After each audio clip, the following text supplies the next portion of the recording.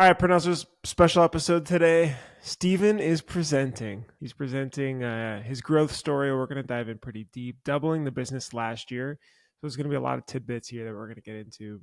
Super excited. But first, we've got 4 incredible sponsors. You guys know the list. They've been with us since day one. So we appreciate them too. First up, Easy Way. Spending hours cleaning screens is a thing of the past with Easy Way's screen printing and screen cleaning chemicals. Their innovative formulas are designed to work quickly and effectively, so you can spend less time cleaning and more time creating. Plus, EasyWay is passionate about empowering printers of all skill levels. As you guys know, they work with hundreds of distributors all over, and they're your partner. They're there to help with the how-tos and best practices. They've got great resources and expert advice to be able to help you succeed in screen printing. Bruce, have you heard of multicraft_daddy? If you go to your Instagram right now and you follow multicraft_daddy, you can get ink supplies or daddy. Multicraft screen printing and digital supplies for over 50 years has been providing you with top brands at competitive prices. Mention the Printavo pod and get an additional 10% off your order. Dave's actually partnered up with PMI Tape. They're giving away a free case of PMI Tape for every episode to one lucky listener. You just have to DM and follow Dave, and he'll pick one a week. Thanks so much, PMI Tape and Multicraft. His latest post, by the way, I don't know if you saw it on Instagram, is actually pretty funny. When you find the perfect white ink, it's this guy just leaning over a bucket of paint, who just white paint everywhere all over him. Supercolor. Supercolor is the world's best heat transfer made for screen printers by screen printers. They understand the pressures and expectations of running a screen printing business. That's why they pride themselves on being super fast and super easy. In fact, Supercolor just released Super DTF. So you guys can order their minimums before were 10 sheets, and now you can get down to 1. And it's quick. The ship is very quick.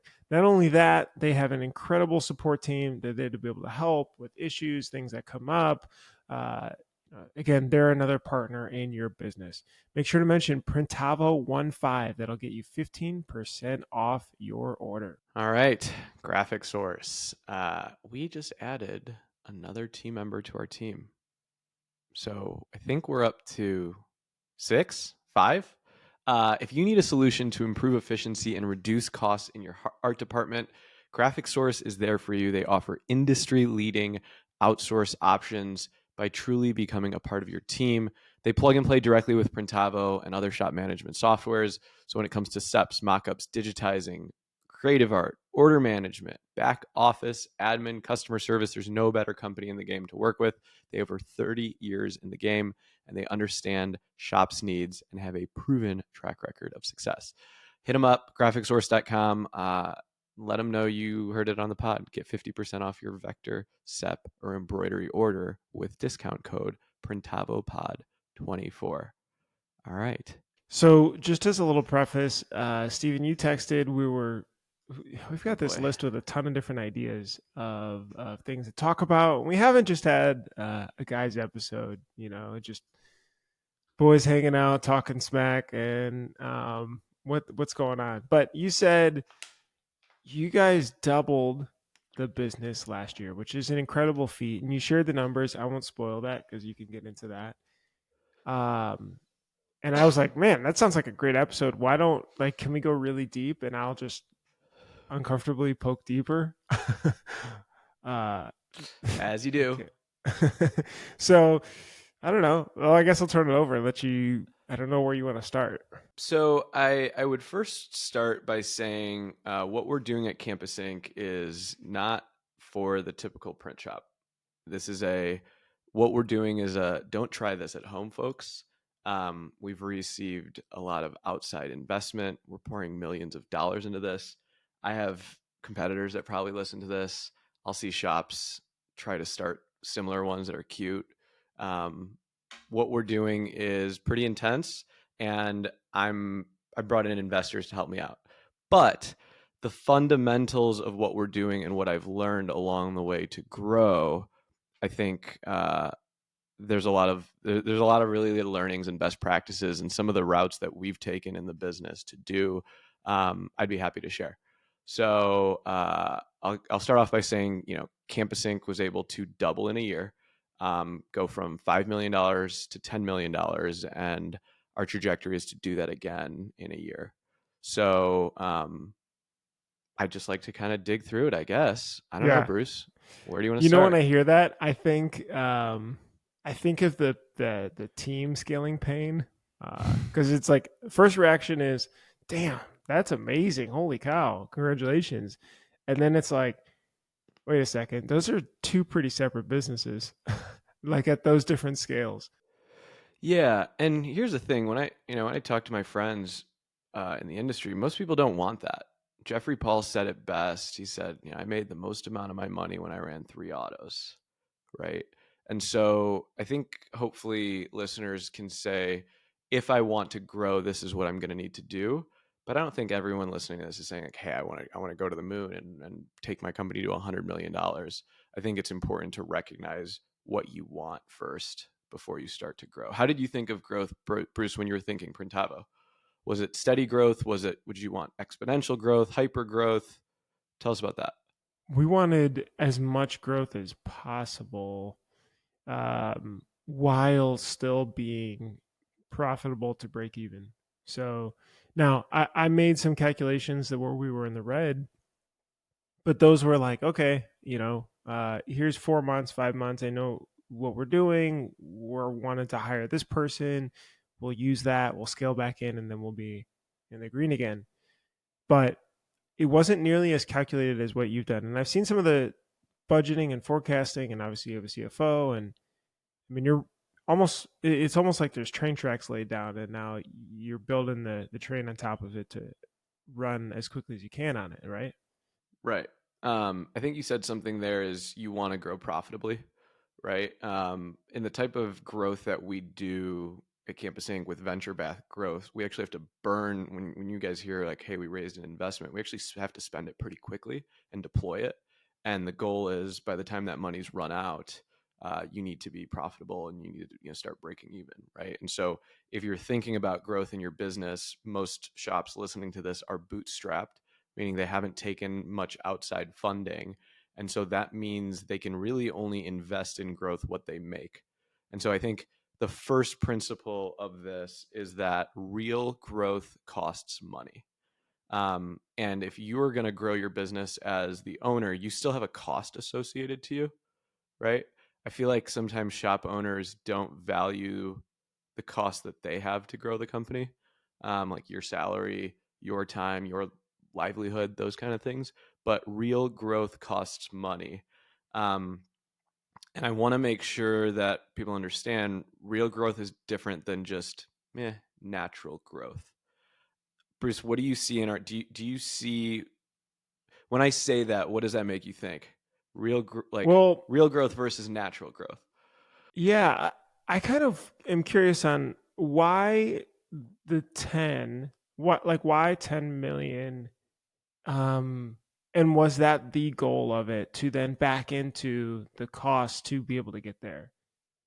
I think for us, we knew that if we were going to, we saw the end goal and we're like, we have to climb to that to be able to afford what we want to do, to be able to have the engineers and the CTOs and to be able to do everything. The business could not operate at 5, 6, 7 million dollars. Like that was almost we had to get to that next milestone to be able to get to profitability and get to steady state and those kind of things. So it's almost like an ultimatum that we set for ourselves and giving ourselves a certain time horizon.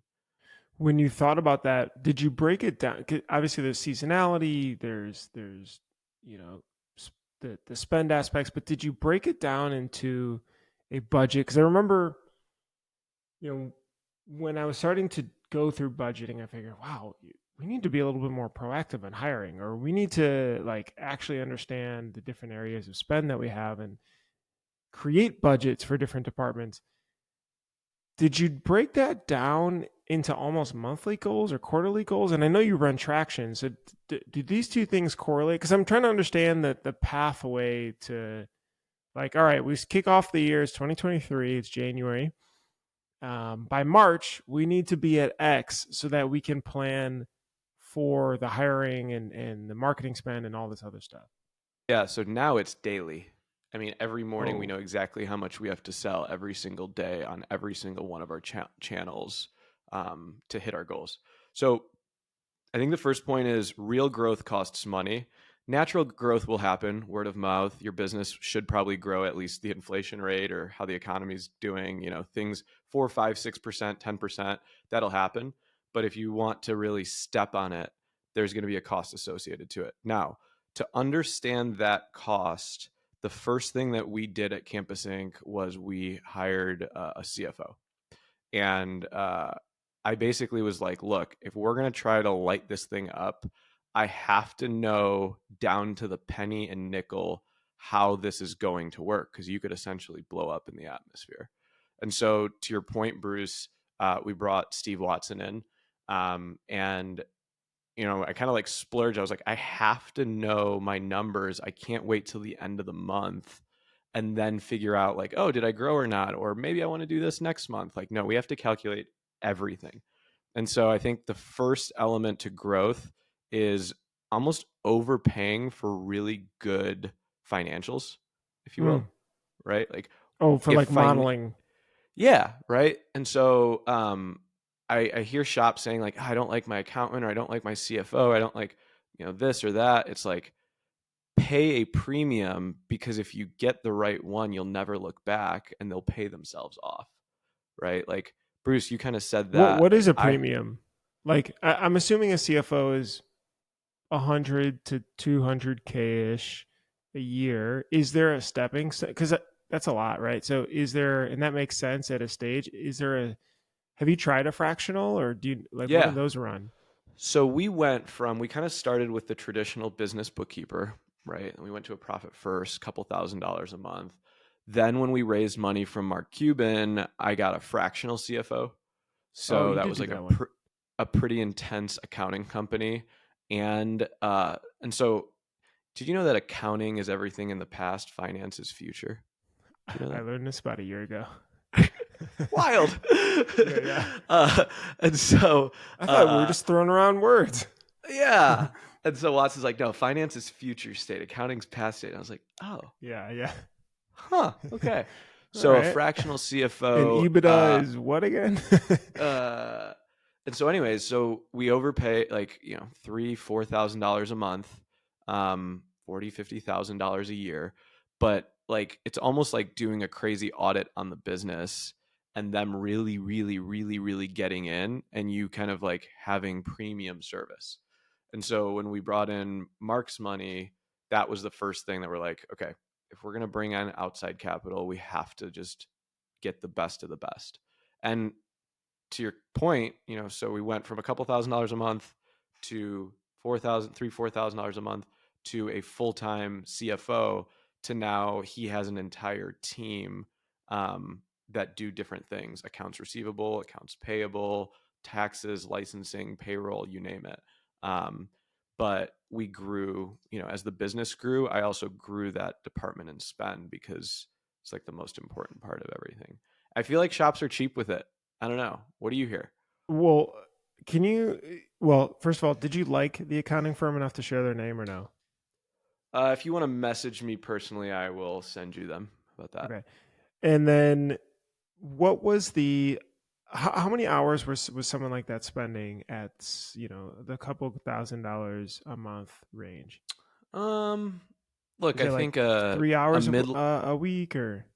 a junior level bookkeeping firm is going to charge $150 an hour, something like that. So you're going to get 8 to 10 hours, maybe 15 hours a month, something like that. But was there Um, responsibilities creating that projection and doing the accounting work, or what did you have them focus on at that stage? For so I mean, maybe that's the question. Stage one, the couple thousand a month. Stage two, you said 4 to 5 thousand a month, and then stage three, full time. How did the responsibilities change? so I think accuracy and things that are more in real time, right? And so a traditional bookkeeper, you finish the month, you give them their books, you give them your books, they clean them up for you, and they give you something back 3 weeks later. So if it's January, you don't find out until February 20th how you did in January. So you're already almost through through February. So basic bookkeeping is retroactively cleaning up your numbers and telling you what you did. That was stage one. That was stage one. Stage two is starting to look at future state. So they still have to do all that stuff. They're going to intensify the amount of tracking that they're doing. So switching from cash accounting to accrual accounting, right? Tracking journal entries throughout the month instead of at the end of the month. So like intensifying the accounting, and then looking at your cash flow analysis and figuring out how much money you have in the bank, how much you're spending actively on new ideas and new things, and can you afford, are you keeping up with everything that you're doing, right? Because just because we got this big amount of money from investors meant that, you know, I can't just go crazy. It was like giving a kid a super soaker and saying, go spend money. Everything, we still had to calculate it out and figure out, like, okay, we're going to hire this employee this month. That's going to add $60,000 a year, right? And so that mid-level accounting firm, I basically got them to their max. And then when we went out and we got another investment, and then the company really started to cook, that's when I was like, we have to bring this in house. So that was a huge. Was a huge. I wish I would have done that way earlier. The stage three, the full time, or the Stage two. stage two? Stage Interesting. two. I wish I would Yeah, have done that's stage what I was two. thinking. Is that most folks are in stage one, but it seems there's so much more value in stage two. But when do you think that that kicks in? Is that 1 million a year in sales, 500,000 in sales, Mm, 3 million? no, I think you can use a basic bookkeeper to get you, once you start having over like 20 to 25 employees and getting over like 2.5 to $3 million, That's that's where stage probably a two good, is important. yeah, that's probably where you really want to beef up your accounting practices, and your finance practices, as we talk about, right? The Once like Watson was in there, I can model things out. And so in order to grow your business, you have to create a model. You have to know what the input output machine is, right? And so, obviously for all of us, it's selling shirts, but like, what's the how, right? And how do you put your business into what we call like a little black box, so that when you feed it money or you feed it something, something will come out of the other side, like sales will come out of the other side, right? And so, kind of like as I was doing this, I was really trying to define my model, because once you have that model, you can replicate it. And so, a really good instance is like Kyle Dennis, Five Boys Apparel. All right, Five Boys. Is that Hmm. good? Yeah, they have a 399 deal, 100 shirts, 399. You know, they know exactly what a customer is worth to them, and they know exactly how long a customer lasts, and they know exactly how much profit they get out of an entire customer experience. That's why they're so aggressive to get new customers. And so it's really, really important to create a model that's profitable, that you can look at and say, this is what a customer is worth to me. Um, we knew that for every school that we launched, it could be anywhere between $50,000 and $1 million. So we at least knew a range. And so we're like, okay, we at least have a range, and we would start to put them on the wall and say, okay, big schools could be worth this, small schools could be worth this, we're going to need this many athletes at this school, right? And so we started to almost like play Catan and like chart out what the addressable market would look like. Bruce, go back to Printavo. Did you look at your customer value, how much a customer was worth to you, how long they would stay with you, those kind of things? We, yeah, software being a little bit different in that I think it's easier to be analytical about with the recurring revenue business model. But yes, so there's a metric called lifetime value, as you mentioned, and then there's a metric called cost to acquire customer, CAC. And essentially, there's like a ratio. So it's LTV, lifetime value divided by CAC, is some sort of ratio, and it should be between like 3. It could be to 5 or so, and essentially what that means is that you can spend, um, let's say the ratio is 5. That means that you are not spending enough to acquire more customers. So if it costs about an average of $200 to acquire a customer, then in your marketing spend for the month divided by the total number of customers you brought in, that's that average CAC value. If you're at $100, you're essentially leaving money on the table because you're not spending enough on finding different channels and different avenues to bring people in. Now, we did want to keep that lifetime value to CAC ratio within like 3 to 5, though, because that felt good, and that customer would be a profitable one, um, over X period of time, whatever that is. Maybe it's a 3 month period or a 5 month period. But yeah, that's how the analytics worked for us on the marketing front, and we still use that. So CAC, customer acquisition cost, is essentially your entire sales and marketing team, anything that works with a customer, including your salary, to be able to get customers, right? And so I'll ask shops this quite a bit. I go like, do you know how many times a year your customer orders from you? Most people are like, maybe a couple times. It's like, you should know that number, because if you know your average order value, that's the average, if you do 100 jobs a year for $100,000, you know that every job's worth $1,000 to you. You should know how many times a customer orders from you on average. It could be 2 times, 3 times, 4 times, whatever.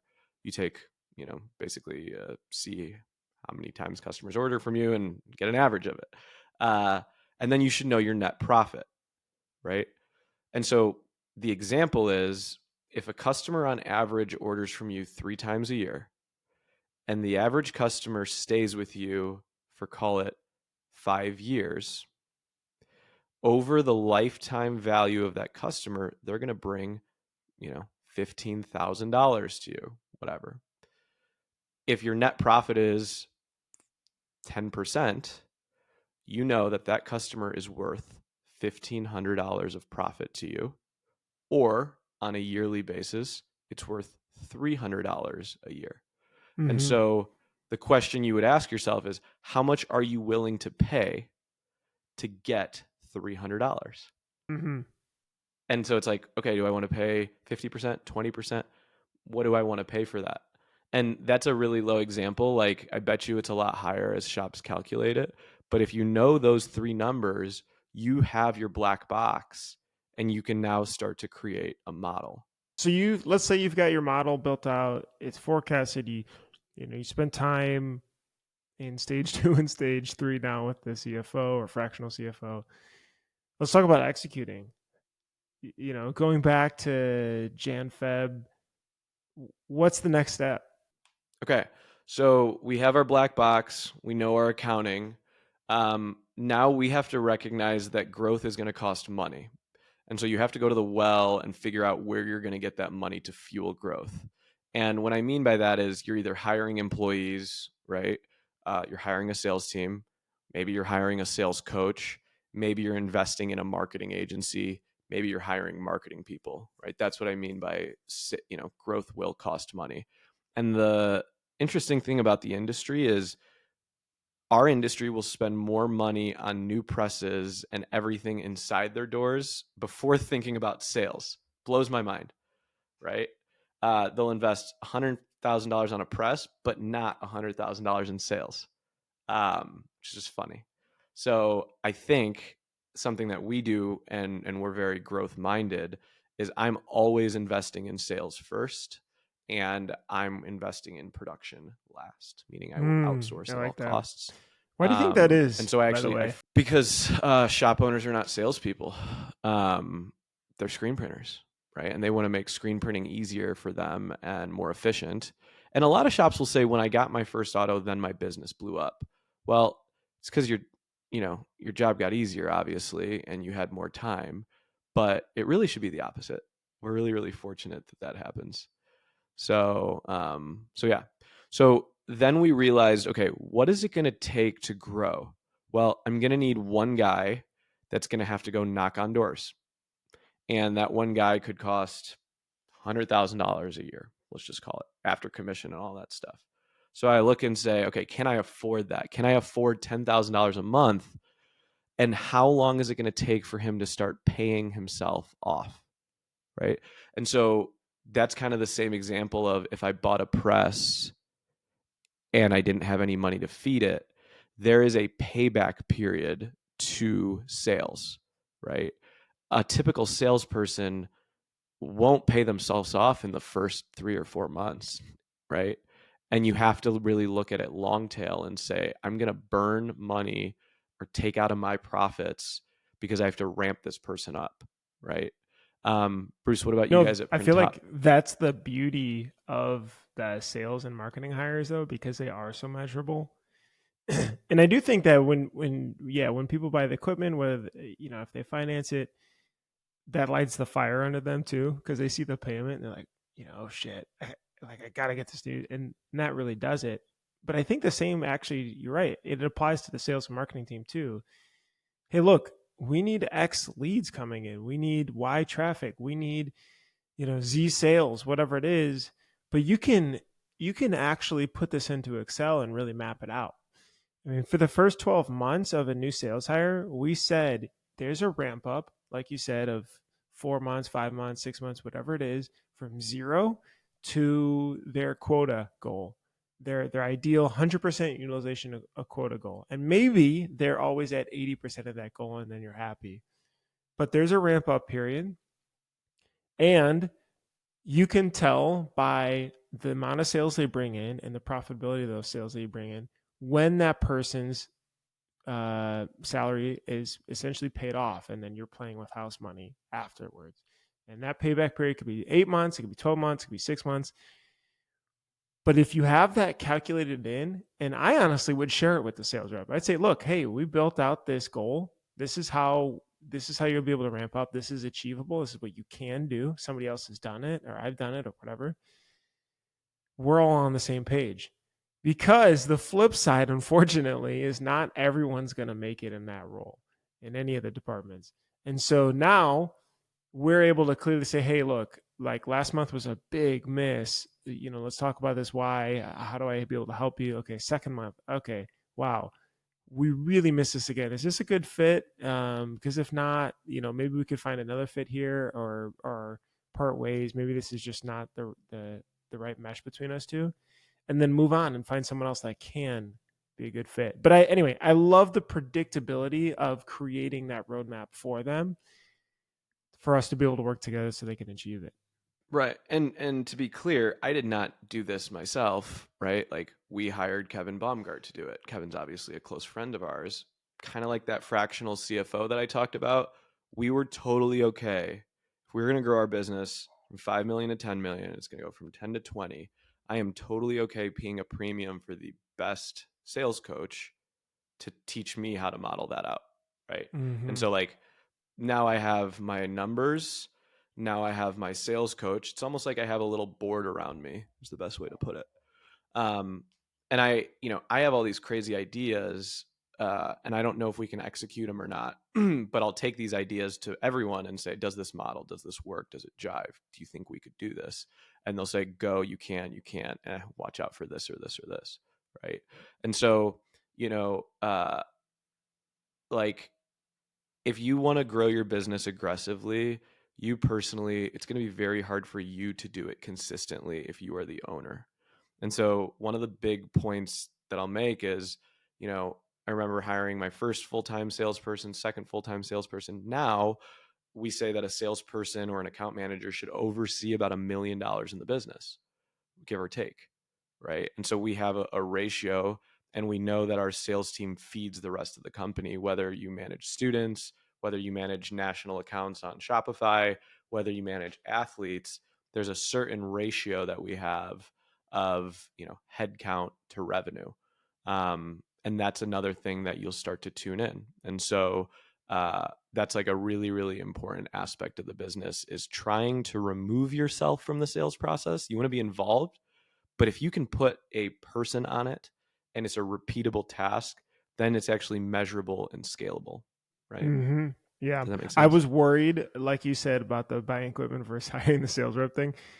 I was scared of hiring the first, 1 to 2 salespeople because it's unknown and it wasn't sure like what was going to happen. I hadn't done it before, so it was just an unknown. Versus, you're right. I'm sure buying the equipment, you see it, you could feel it, you could figure it out. But that's why I personally built out our model for the sales hiring. So I understood first rep, second rep, third rep, and then a lead role on top and what each of those goals are. So that helped clarify. So, okay, great. Now we're rolling along the railroad tracks again. And I feel really good about making this investment because you're right. You do go in the red for a bit until the Yeah. And look, the first salesperson, second salesperson, third salesperson is going to be hard to work with, hard to get it right. It's going to be expensive. You're not going to make money for a little bit. But 4, 5, 6, 7, 8, 9, 10 gets easier and easier every single time you hire another salesperson. Does mm-hmm. that make sense? Like it gets easier to grow at the rate that we're at because the railroad tracks are so much more like straight and narrow. We know them so much easy. Like we know them so much better. So how do you feed the sales team? You talked a little bit about marketing. Shops hiring their first salesperson, they're like, okay, where are they getting these leads? Who are they reaching out to? What was your guys' plan last? Right. So we're growing different parts of the business. We're growing our Greek part of our business, and we're growing our NIL part of our business. So we work with schools. The schools get us the athletes. We build them these huge sites. On the Greek side of the business, we hire students. They sell into fraternities and sororities. And so I looked at it and I said, okay, we have 140 students right now. On average, they do 15, 20 grand a year in sales. For me to double that, I have to hire 130 more students. To hire 130 more students, we're going to have to spend 2 months recruiting, and I'm going to have to pay a recruiting bonus of $50 to $100 per hire, right? And so then we essentially reverse engineer the box a little bit, as I said, and turn it into a game, if you will. So I'll give you an example of a game. Um, Do you know what AOV is, Bruce? AOV? Average order value? Average order value. To get your average order value, you take the total sales in a month and divide it by the total amount of orders. So if you do 30 grand in a month and you do 30 orders, your AOV is $1,000 a month, an order. The game that you play with your salespeople is not get to 30 grand. What do you think the game is that I play with the sales team now? Oh, you're measuring the average order value that you want them to hit? No, I'm saying just close 35 orders, close 40 orders. Because if they do that, right? If they do that, so hey, last month, just so you know, you closed 30 orders for 30 grand. Your AOV was $1,000. Great job. This month, how do we get to 35 orders, right? This month, right? Because if they play the game and the AOV stays exactly the same and they get 35 orders this month or 40 orders. So we track sales, but we actually track orders Do you because think we have that's an easier average to mentally track than total sales? all the time. And what our team does is they'll put a sticky note on their computer and say, okay, I'll just put a checkbox by every order that I get for the month. And based on the averages, I should do this much more if I can just close 40 orders. And so, at Campus Inc., if you ask any of our sales team, hey, what's your AOV? And they'll be like, right now, I'm cooking. It's high, but that means it's going to catch up to me. Or they'll say, I've got so many small orders right now. My AOV is low. It's killing me. And they're working on upsells and getting their cart value higher. Right. And so, like, we've drilled that into everyone's head. It's not about your sales goal, it's about your AOV and the amount of orders you do per month. And so that's a game that we play every single day. And we break it down so much so that we look at how many orders per day a team should be closing. Hmm. Wow. That's a little mind bendy. Just because you're like, whoa, whoa, whoa, what if the AOV drops? Then you need to be selling more expensive products. You got to be looking at the cart, right? But really, what creating these trackers will do is increase awareness. And when you increase awareness, your employees will naturally take corrective actions. So, Bruce, like, I've told you about this before, the Hawthorne effect. I remember If something someone vague, but wants to tell it again. lose weight, if someone wants to lose weight, they need to track calories. Because when you track calories, you won't go to the fridge as many times in the day and get crappy food. That's how you lose weight. And so by tracking things and playing these tiny games, your employees and your team will take corrective action naturally because they don't want that to happen anymore. And so I love when the team will come to me and say, "Dang, my AOV is low right now. Like, and you're like, yeah." But then what's really cool is when they say, "My AOV is way higher than the average right now. I'm just waiting for it to just drop." And they're flashy, right? So that's pretty cool when people will track that, and we just keep pushing the needle. And then I'm trying to figure out ways to make them more efficient. So an example of this is, hey, if you're a really good salesperson, you're closing orders, I don't want you to enter in your orders anymore. I want someone else to do it for you, right? I'm going to What do you hire mean? someone from so Oh, so for like an instance, assistant? yeah, so I'll give you a great example. Jenna on our team, incredible sales individual. She does all of our big corporate sales. She's in Sales Inc. with Kevin, but we'll close a couple $1 million a year. Um, and she's the face of our local community. Now, what we're working on is we got her an assistant to just enter in orders for her. I was like, Jenna, don't enter in orders yourself. And we hired someone in the Philippines from supportshepherd.com, and all they're going to do is just type in orders, right? Wait, how Because does that work? Right? Because aren't they emailing her about or the they're assistant has they're access to? they're they're CC'd on everything. They're like literally like copied on everything. And I was like, do not waste time punching in orders because you need to try and get and you need to talk to more people Whoa, because you're wait a really, second. really So good let me at this. understand this. So, you know, hey, can I get a quote for this order, but we need these quantities and so on, broken out like this, these different pieces. She'll respond back. Absolutely, we'll send that shortly and CC the assistant. The assistant types it all up and sends it over. And then she's just focusing on the next. Oh, wow. Okay. But the idea here is her talent lies in what? Her most valuable asset is her ability to talk to customers and get new customers and drum up business, True. right? By her being an order entry person, we're devaluing like her LeBron James MVP-ness of what she does, True. right? I mean, it's the same thing of why VAs are great. It's the same. It's the GraphX principle. It's the same exact thing. And so this is the first time we're doing it now, where I'm challenging Jenna. I'm like, stop entering in your own orders. You're not allowed to enter in orders anymore. Someone else has to do it for you because I want her to elevate and increase her velocity. And then, if she can talk to 3 or 4 more people a day over the course of a year, that could be another $1 million in sales, right? Um, so that those are the little things that I'm tweaking every single day to try and delegate and elevate. Okay, so the growth engine has the sales team, it has the marketing team. When you're thinking about adding all these additional sales team members, it makes sense that you can calculate, you know, their growth and everything.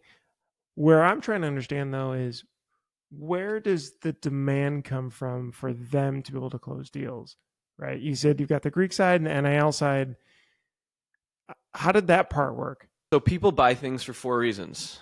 4 reasons: for a solution to solve a problem, because they feel seen or heard or understood, for logical reasons, or for emotional reasons. Those are the 4 reasons why people buy things, right? For us, we know there is a blue ocean right now. Like this is the wild wild west. We built a solution that we believe in and we that is not present in the market right now. So we are like racing to get this thing out there because we know it works and we believe in it. So like we have a solution. We are out there finding customers that need our solution and getting to their doorstep as quickly as possible, right? But people also buy commoditized things that they could go everywhere else for, and I think that's probably more relevant to today. right? Like there are so many t-shirt companies out there that people could choose from. And so it's really, really important that there are, strong relationships, but that you also have just an amazing and frictionless experience that makes you slightly more appetizing than going somewhere else. Does that make sense?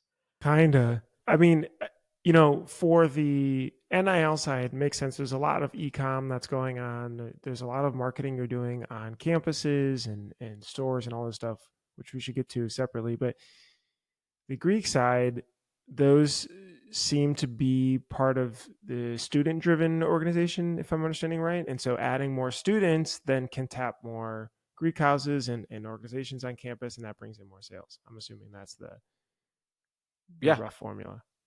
Yeah. I mean, we know fraternities and sororities will need shirts. So, how do we do that? We hire students in their network to get as close as possible to them. So how do you handle all the printing and fulfillment for double the amount of sales volume? We work a lot harder. Uh, I always say we'll figure it out. We'll figure it out. We'll figure it out. We'll figure it out. We'll figure it out. Sell it. We'll figure it out. Our printing industry is so elastic, so elastic that we've never not been able to figure it out.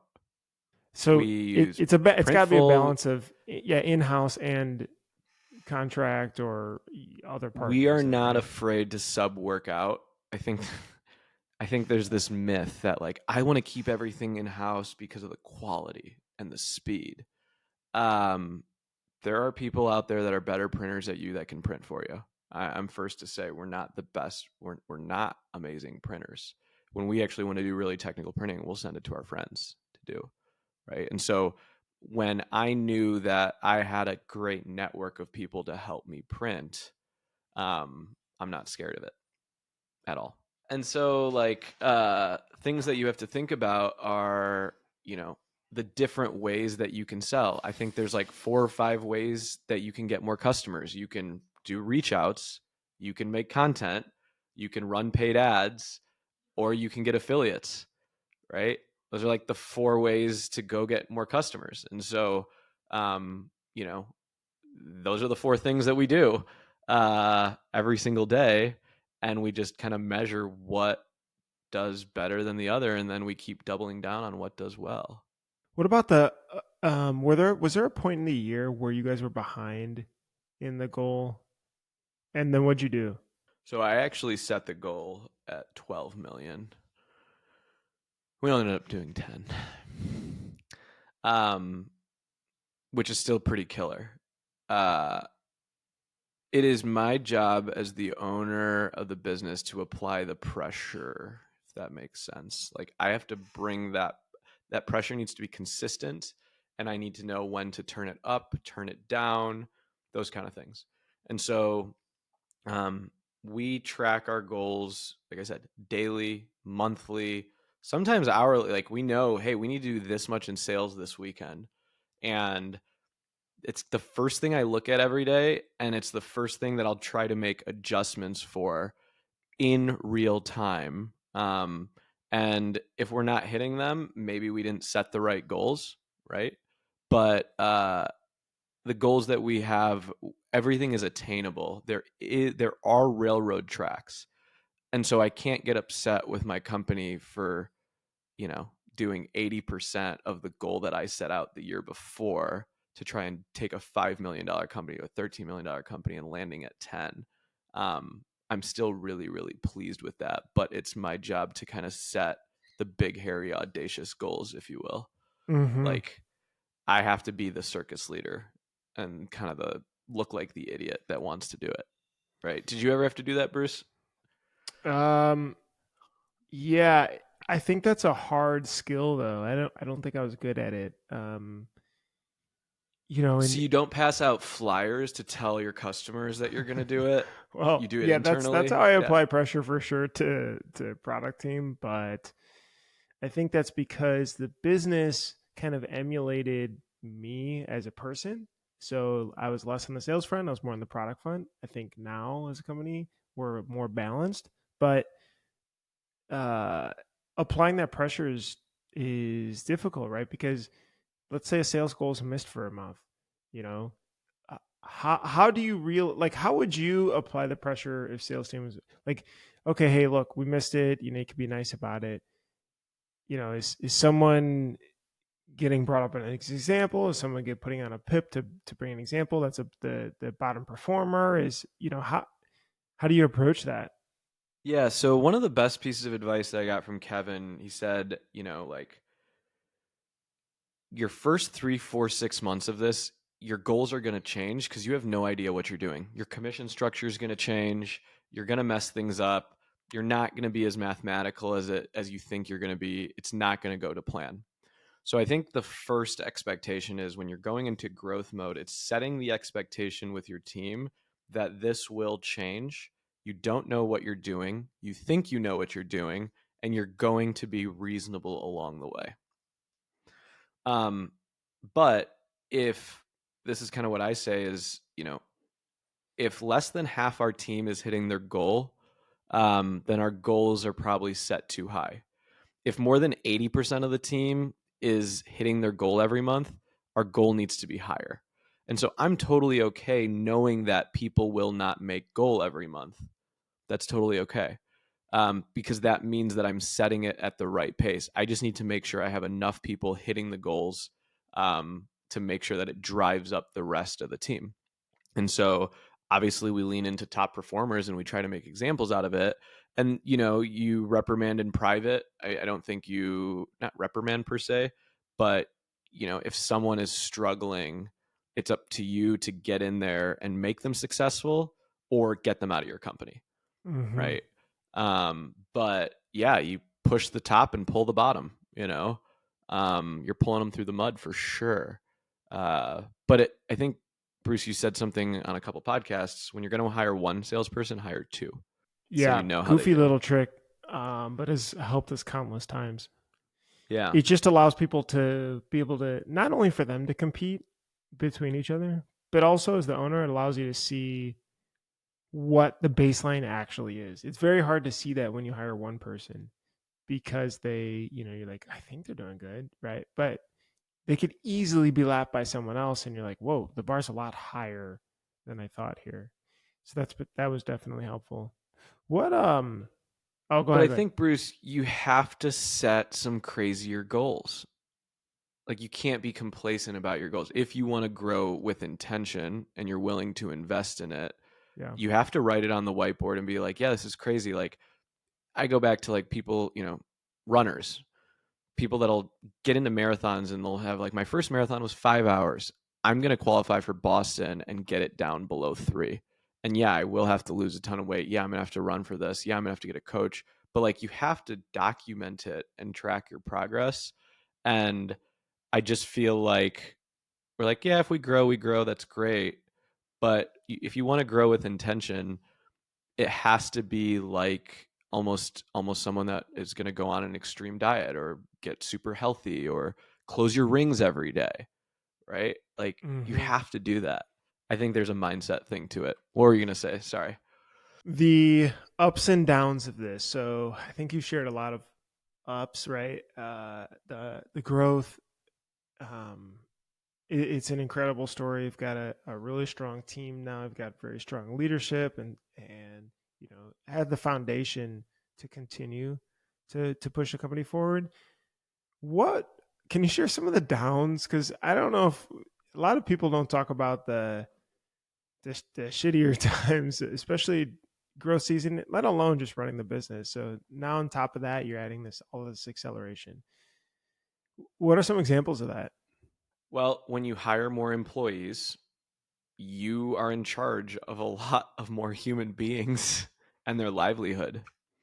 And so, when you're growing and growth costs money, you have to sustain that growth because it can be catastrophic. Like, my worst nightmare if something takes a turn, right? And so, now we need to be pushing for almost $1.5 million to $2 million a month, right? Um, that's a crazy number. If we have a bad month, and we drop to $1 million, but I'm hiring and spending at the same trajectory, I could absolutely sabotage my business overnight. And there's companies that have unfortunately done that, right? And so bigger is not better because it just makes it more volatile.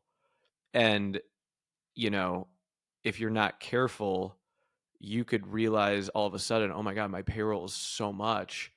I can't afford to do this. And you can run out of business so fast, like overnight.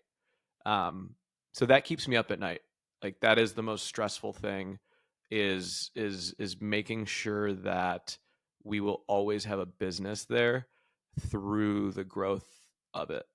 Like that's an uncomfortable feeling that you bear when you're doing something like this. This could all go to shit really quickly. Um, I mean, Bruce, did you ever feel that when you were about to make a big investment, hire a bunch of engineers, like like Mm-hmm. if Yeah, I don't know, we what's had that it on the feeling like? product side quite a few times because I think what happens is also you start seeing, wow, I see 5 million or 3 million or 1 million or whatever. I see 10 million. I see 20. Like, and the only thing I need to do is invest in this on the product side or invest in this, and absolutely. That's what what I found though with myself. Anytime I started to get worried about that, it was I need to break down the model further so I can really understand where I'm at and if I'm behind or if I'm ahead to make me feel more comfortable because that clears up some of the grayness. But yeah, I mean, a slow week or a slow month, bad retention month or whatever, it definitely can worry you. Um, Yeah, and it alters my mood for sure. you think so? Like, oh, totally. And I bet you our leadership team will tell you that. Just like Steven goes a little crazy end of the month. Well, there's times where I'm on a pogo stick and I'm like jumping around like Buddy the Elf, and this is amazing, and like I'm loving every second of it. And there's some months where I'm like, let's go, and I'm just grumpier, and I push a lot harder, and I'm, when someone wants to buy something or spend something on a new app, I'll be like, no, whatever. So yeah, my mood's definitely, and the decisions I definitely change throughout the month, which that's something I could definitely work on and be more conscious about. Is it Um, have you had to part ways with more people just because you've hired more people? Like as a percentage of the org or no? Is most of them have so worked we're out really well. 75, probably 75 employees, 15 employees offshore. So I think our team looks like about 90, I want to say. I've fired far and few between or let go. And so I hire really carefully. I fire fast, but I've been fortunate not to have to do that.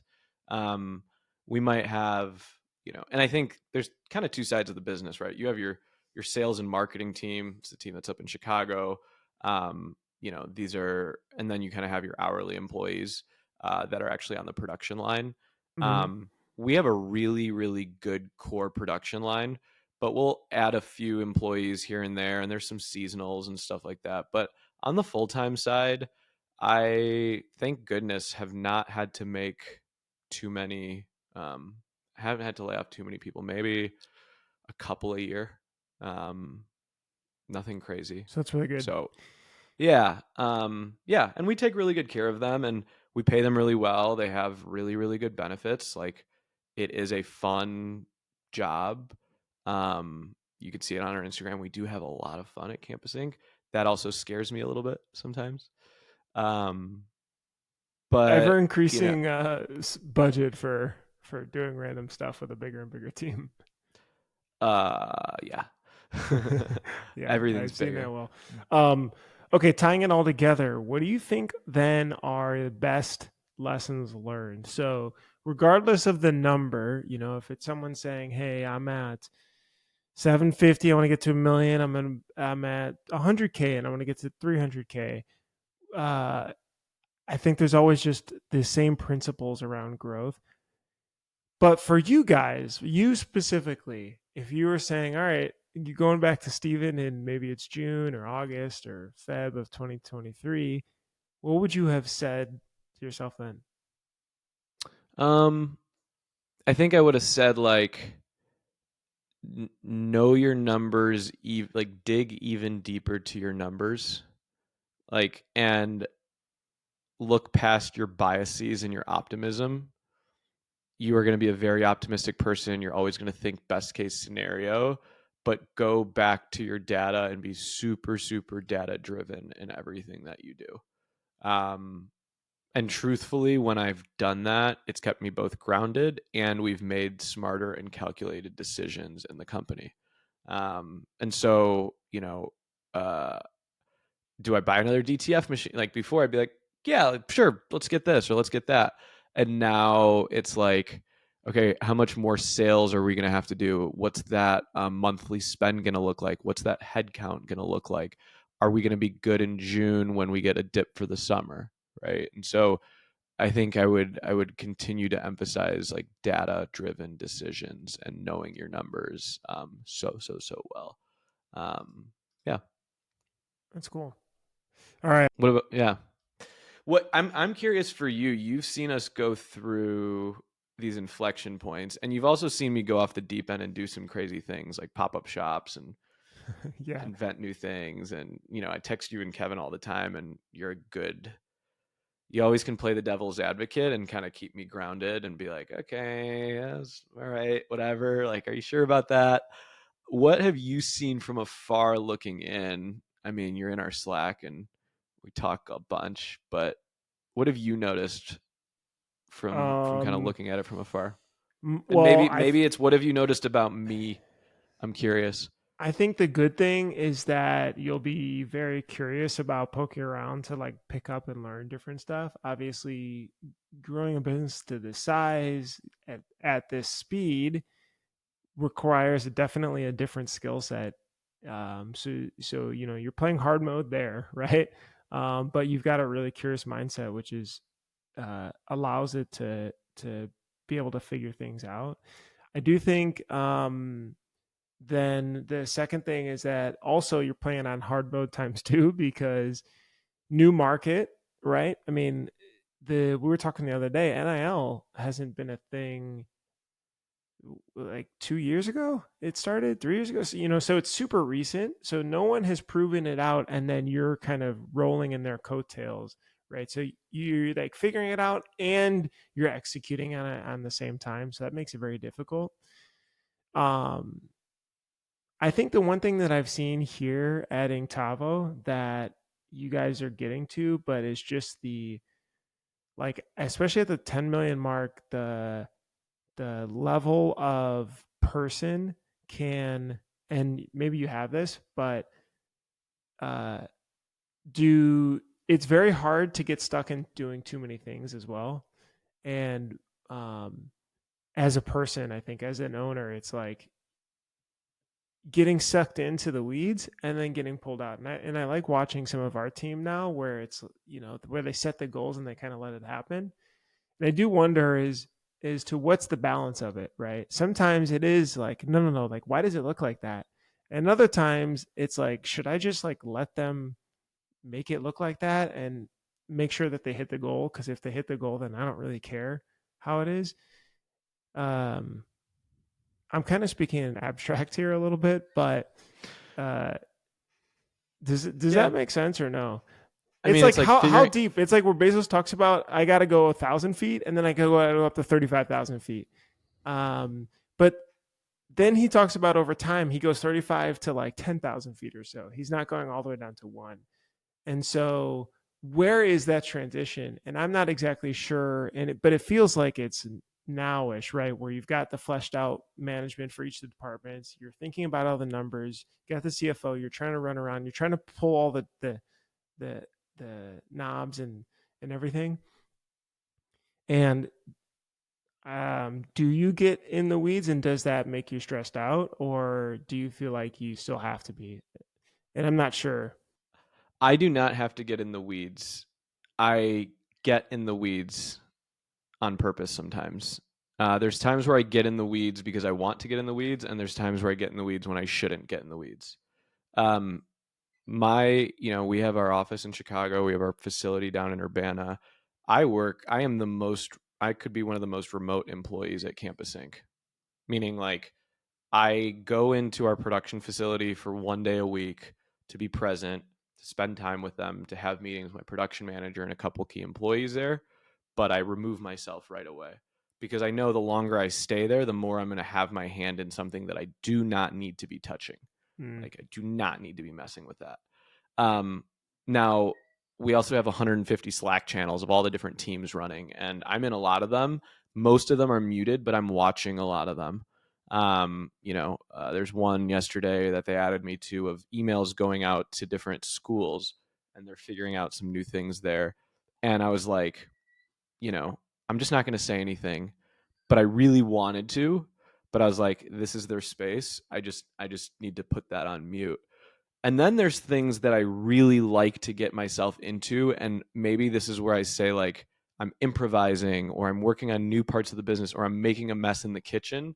And when I do that, it's costly and I do it alone so that I don't impact other people.